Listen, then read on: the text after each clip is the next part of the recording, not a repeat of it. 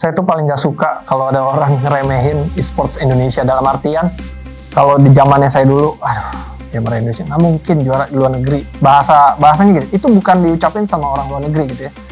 Direndahkan tuh, mereka memprediksi bahwa Indonesia game ini tuh nggak mungkin juara atau apapun. Saya paling sebel, saya paling nggak suka, dan saya tertantang untuk membuktikan itu.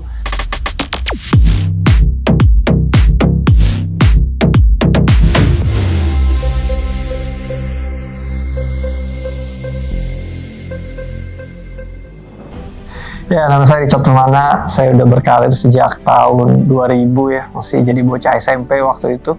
Terus 8 tahun kemudian mewakili Indonesia di kejuaraan dunia saat itu di Cologne di Jerman.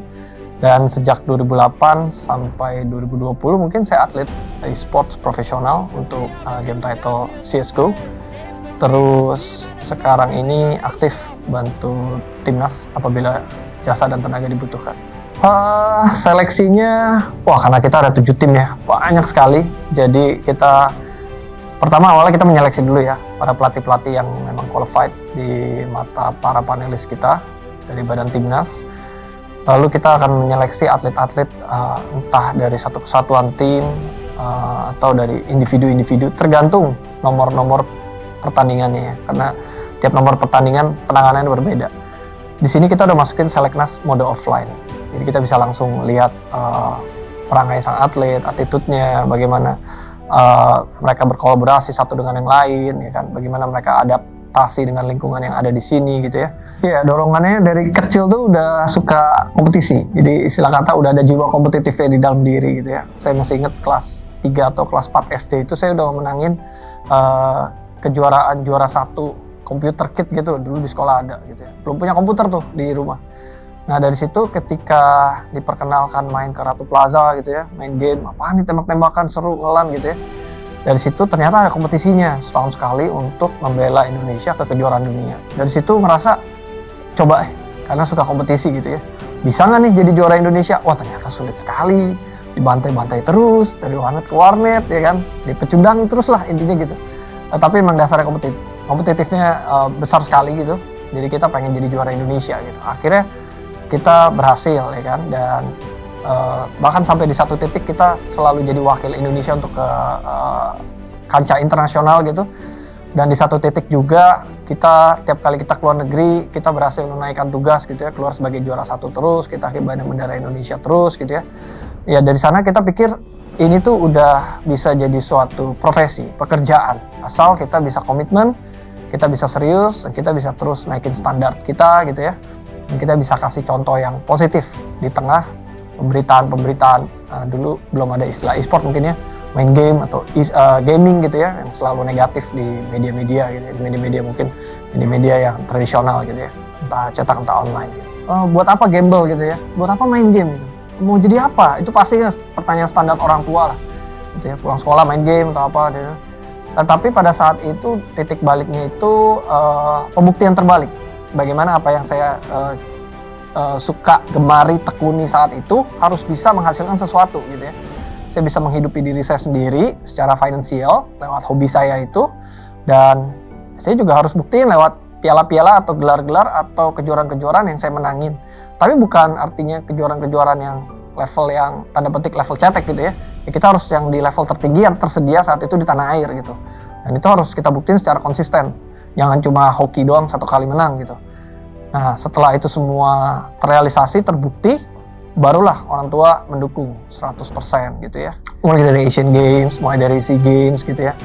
Terus SEA Games edisi Filipina yang pertama, yang Hanoi, sekarang Kamboja gitu ya. Gak terplanning sih, ini semuanya saya sih serahin aja ke yang asosiasi-asosiasi atau pengurus besar e-sports Indonesia, ketika mereka mau mempercayakan saya terhadap satu role tertentu untuk membantu, untuk membela negara gitu ya, di kompetisi yang memang saya paham betul, jiwa raga saya ada di situ gitu ya, hati saya juga ada di situ, dan saya mengetahui jelas gitu apa yang seorang atlet pikirkan, butuhkan ya, mentalitasnya harus seperti apa yang mereka butuhkan pada saat di arena pertandingan. Nah, ketika mereka memanggil saya, ya saya lihat apakah ini sesuai dengan kapabilitas saya, apakah saya mampu memberikan yang terbaik dari dari versi diri saya untuk membantu atlet-atlet tersebut mencapai potensi terbaiknya atau meraih sesuatu yang mereka belum pernah raih sebelumnya, bahkan di level klub gitu ya. Ketika saya lihat itu cocok, oke, saya bersedia gitu. Jadi nggak terplanning sih. Kayak contoh detik ini yang Kamboja ini, ketika saya ditunjuk untuk jadi asisten pelatih, saya menerimanya. Meskipun kemarin saya sempat off beberapa saat dari scene e-sport gitu ya, terpaksa mengundurkan diri dari segala sesuatunya ya, karena ada masalah kesehatan yang terjadi dengan saya unexpectedly gitu. Kalau dari sekarang, pressure-nya mungkin bagaimana kita bisa terus mencetak atlet-atlet yang benar-benar berhasil membawa nama baik bangsa Indonesia di dunia e-sport lewat torehan medali mereka di ajang multi-event, which is saat ini baru tersedia di Asian Games sama di SEA Games. Mungkin kedepannya ada Olimpiade gitu ya. Ya itu tantangannya sih, bagaimana kita bisa terus konsisten membawa medali buat Indonesia. Karena ini cabang olahraga baru, ya kan, dari yang dipandang suatu hobi, sekarang udah jadi olahraga prestasi.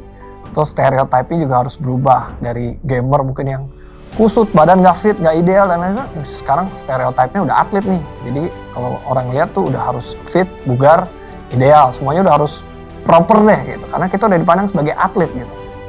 Jadi kalau kalian bisa dedikasi, komitmen, serius, kalian pasti cinta sama gamenya ya. Kalian harus kembangin terus semua kemampuan, aspek-aspek yang dibutuhin untuk jadi atlet top. Jadi jangan pernah mau berhenti belajar atau ngerasa gue udah jago, gue udah nggak perlu belajar lagi dari orang lain, gue udah nggak perlu nontonin VOD, POV orang lain, gue nggak perlu dengerin omongan dari pelatih gue nggak pernah salah, gue nggak perlu dengerin teammate gue nggak perlu layanin teammate gue. Wah itu bahaya, itu adalah tembok-tembok yang bakal atlet itu bangun, yang akan menghambat perjalanan karir dia. Saya udah lihat kan di luar negeri itu udah seperti itu ya e-sportnya. Misal contoh, kita ngomong di Korea, di Eropa, pada saat bertanding Eropa, hype-nya, animonya seperti apa. Wah, di Indonesia ini masih jauh banget, ketinggalan banget gitu kan. Nah, itu udah kebayang sih, Indonesia bakal seperti apa. Dan sekarang mungkin kita lagi, lagi rame banget. Hampir, mungkin semua masyarakat Indonesia udah mulai tahu e-sport itu apa, kayak apa, gitu, seseru apa. Saya tuh paling gak suka kalau ada orang ngeremehin e-sports Indonesia, dalam artian kalau di zamannya saya dulu, gamer Indonesia nggak mungkin juara di luar negeri. Bahasanya gitu, itu bukan diucapin sama orang luar negeri gitu ya, atau orang internasional atau mancanegara, tapi itu diucapin sama rekan kita mungkin, atau rekan-rekan apapun lah yang benar-benar tahu apa yang kita lakukan, kerja keras selama ini gitu ya. Tapi kita direndahkan seperti itu. Maksudnya direndahkan tuh mereka memprediksi bahwa Indonesia game ini tuh nggak mungkin juara atau apapun. Saya paling sebel, saya paling nggak suka, dan saya tertantang untuk membuktikan itu. Dan syukur-syukur di satu titik berhasil membuktikan gitu ya. Makanya saya bersyukur sekali di Pelatnas edisi lalu ataupun edisi sekarang, atlet kita ini benar-benar diperhatikan sekali, baik dari segi perawatan yang disupport dari Kemenpora, PBSI. Nggak usah pusing. Bahkan 1 minggu sebelum kita berangkat harus ganti dari iPhone 11 ke iPhone 12 aja. Semua ada, nggak usah pusing. Artinya perawatan itu sangat penting buat atlet. Karena saya juga nggak mungkin bisa dapat mengeluarkan potensi terbaik saya tanpa ada bantuan hardware. Mungkin ini yang kadang diremehin sama atlet-atlet yang masih di level coba-coba, amatir, atau level mungkin masih di level pelajar gitu ya. Ya, buat kalian semua yang lagi menjadi pegiat atlet e-sport di Indonesia ya, kalian harus lakuin ini dengan sepenuh hati kalian selagi kalian masih memiliki kesempatan tersebut di level klub gitu ya.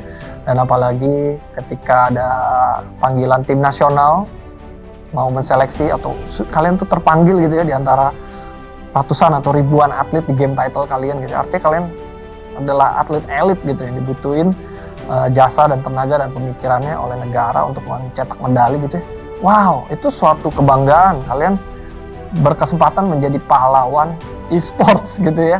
Jangan kalian sia-siain panggilan tersebut gitu. Kalian harus terima dengan penuh sukacita.